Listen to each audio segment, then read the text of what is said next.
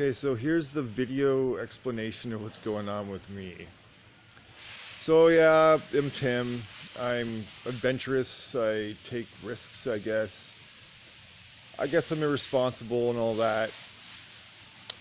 I've experienced a lot lately in life, traveling the West Coast, and I don't regret any of it, but I I just don't get stuck in Thailand. There's things that happen. I'll tell you the long story here. Hopefully it's not too long. I'll try to make it fast. So I was traveling the West Coast. I was living for free, building domes all over the place for at least 2 years. Spent some time in Calgary, but that was very brief. And I just been sleeping on the ground, sleeping in my domes, exploring the coast, and went to, eventually I made my way to Tofino, where I met this guy, and I told him about what I do and stuff, and we have the same dreams and all that. And basically, he wanted to set up this thing called Big Rad World. It still might happen, but I haven't heard from him. Anyway, so he basically booked me a ticket. He's like, "We're going to Thailand. It's the place we make it is Pi." I'm like, "Okay, well, sure." Like, I don't have much money. Like, I'll get some money in like 5 days or something. But that's just going to be enough to maybe get a plane ticket back. So I was like, "You know what? Screw it." He seemed like a pretty good guy, and so we just went. He booked me a thing. It was only like 420 or whatever. One way, of course. So basically, we take off. We come to Hong Kong. In Hong Kong, he's like, "Oh, we have to have a place to go to because they only allow you to stay 30 days in order to enter the country." So he booked a ticket to Singapore. So I have a ticket booked to Singapore on the 24th, which is 30 days after I arrived. If I go over 30 days, I have to pay fines per day.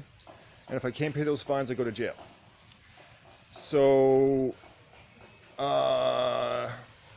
anyways, what happened was we were in Bangkok for a few days.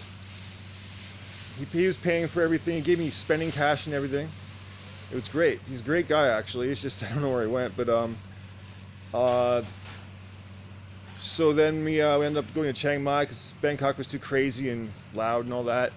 So then we ended up in Chiang Mai.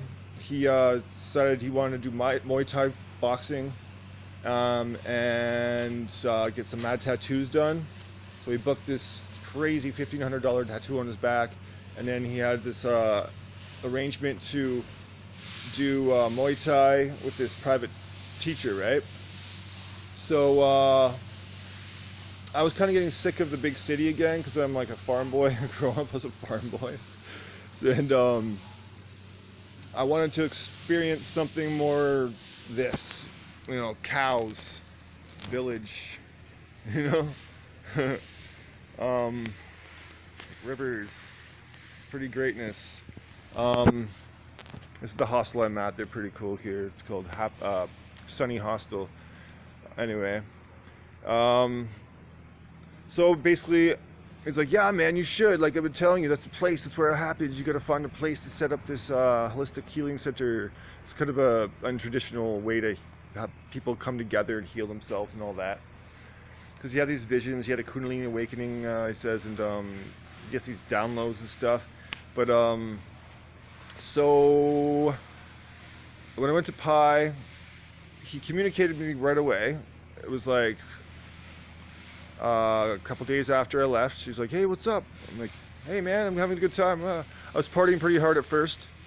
By the way, he gave me spending cash, but I gave it back to him once my money came through. Because I was like, I have an ego, right? Like, I don't want to just spend other people's money. Like, I should have kept it now that I know. Like, I didn't realize how Thailand worked at the time, really. Pi is much cheaper than the city, but I have expenses. Like, I realized I kind of needed a phone just so I could, like, get around, know where I was going. Like, it's easy to get lost and stuff, and I don't know, kind of a luxury, but that's where a lot of my money went. But that's why I'm able to do stuff right now. Without this, I'd have to use a computer and I wouldn't be able to make videos or anything. Anyway, so I had a great time for about a week, and he was supposed to meet me at Happy House Hostel, which is not far from here, on the 7th. But he stopped communicating with me on the 3rd, or the 3rd, I think. Yeah, and he didn't show up on the 7th, and now it's the 11th, I believe. So I'm freaking out, and for various reasons, I realized that I need my own money. Who'd have thunk it, right? So my plan now is to get the heck back to Canada. I have enough money for like basically eating super vegan. I'm going out and foraging, getting like coconuts in the wild and bananas and stuff. They're not really in season right now, but whatever. Doing my best. I'm eating like these wild fruits and stuff that I don't even know what they are. I found these nuts that I've been eating. It's a pretty good adventure. Like, this is exactly what I wanted, and it's going to happen. It's just the thing is, I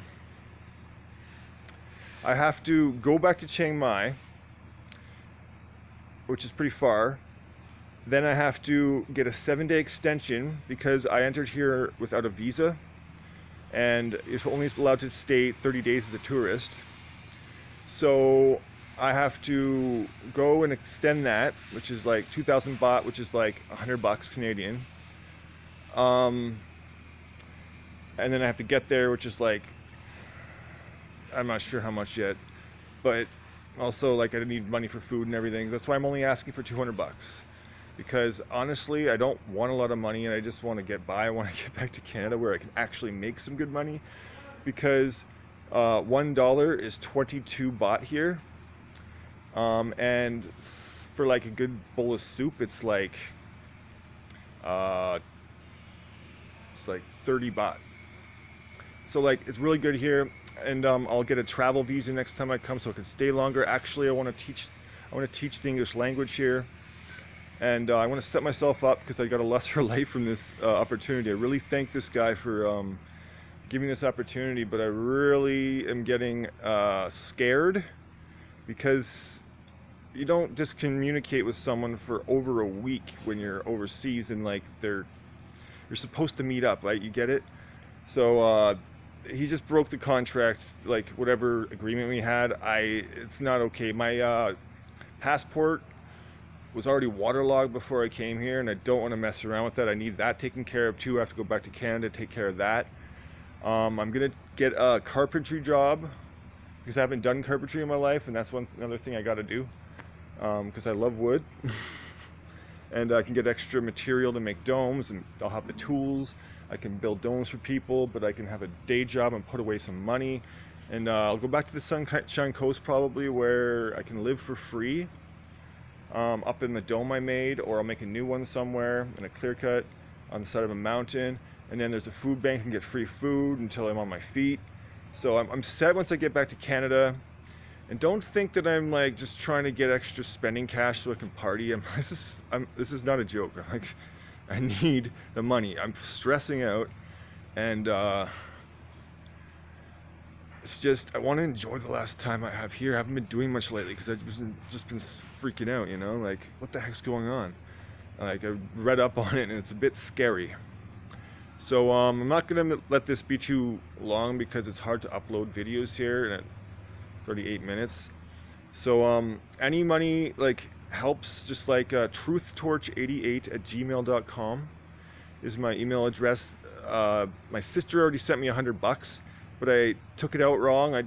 They charge you 220 baht at the ATM, and the only option was $1,000 or 5,000. I only had enough for 1,000, so I hit the button and I realized, oh crap, I should have used a different ATM, and I would have gotten the 2,000. So I would have had $2,000 in my pocket, but that wouldn't even been enough.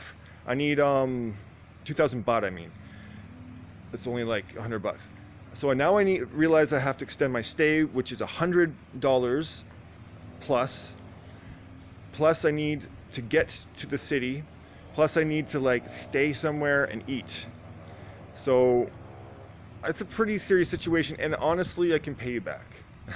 Honestly, I can pay you back as soon as I get back. anything helps. If you can just send me $10, $5, whatever. It sounds like a freaking campaign or something, but it kind of is. So, have a heart. Help me get back to Canada, please. Thank you.